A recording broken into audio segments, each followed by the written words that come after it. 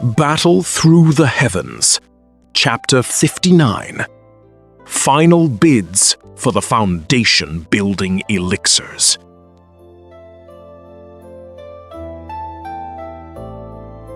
The intense bidding for the foundation building elixir has already left Wutan City in a state of shock. As the mysterious alchemist's profit reaches unprecedented levels, the atmosphere inside the auction hall suddenly turns cold and silent. A final, outrageous offer is about to be made, pushing the value of these elixirs into the realm of pure madness. Xiaozan spoke, and the hall fell silent. For a long moment, every eye in the room turned toward Galebi. The looks were not kind. They were filled with the sharp edge of mockery. 100,000 gold coins for a single bottle of foundation building elixir? Xiaoyan lowered his head and bit back a laugh. That man is certainly generous. He whispered. Schwinner watched Galeby's face turn a sickly shade of gray. She leaned in, her voice low.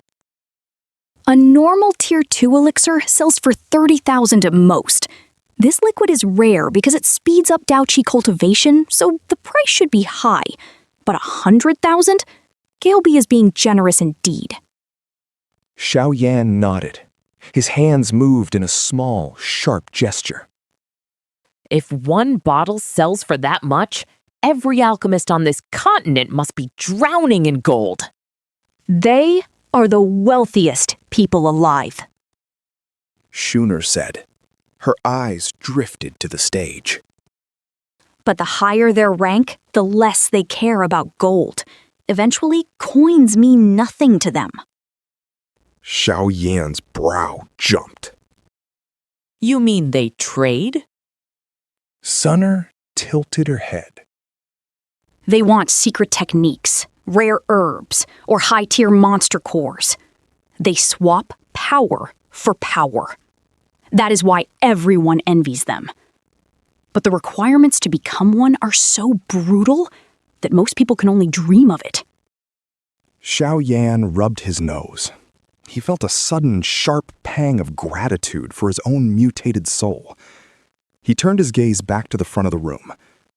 Gao Bi sat frozen, staring at Xiaozan. His hands gripped his armrests until his knuckles turned white. His eyes twitched. You played me, he rasped. You staged the whole thing. Xiao Zhan did not look at him. He brushed invisible dust from his sleeve. It is the same as always, Galeby. Your mind is just a bit slow today. Maybe your acting needs work. Galeby's chest heaved. He sucked in a breath through clenched teeth. Fine. Zhao Zhan, I will remember this debt. Xiao Zhan ignored the threat. He turned his head toward the stage and spoke to the woman standing there. Ya Fei, let's see the final item. Ya Fei smiled. It was a practiced, graceful look, but her heart was racing. The bidding had gone far beyond her expectations. The higher the price, the more this mysterious alchemist would favor her auction house. She gave Galeby a small, comforting nod before bringing out the final 2 bottles of green liquid. The last of the stock. She announced. Her voice was smooth like silk. We start at 30,000 gold coins. The elders sitting next to Xiao Zhan stiffened. They leaned in, their eyes boring into the side of his head. Xiao Zhan ignored them. He sat back, his fingers tapping a slow rhythm on the chair. 50,000?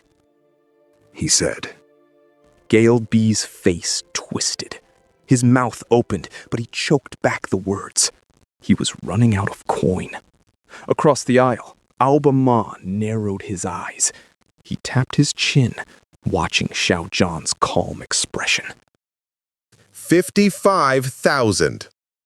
Obama called out. The three great clans of Wutan City existed in a fragile, ugly balance.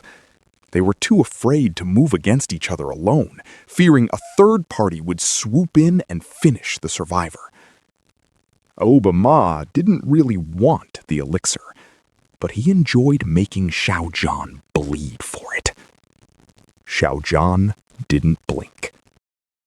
65,000. It was well over the market value.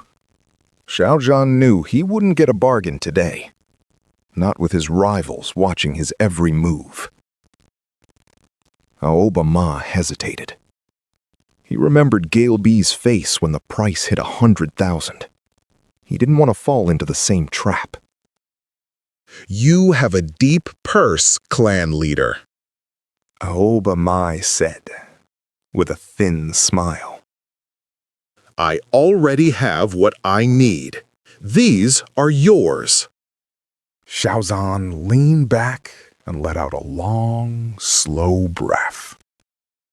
Bastard. He muttered under his breath. He made me waste another 10,000.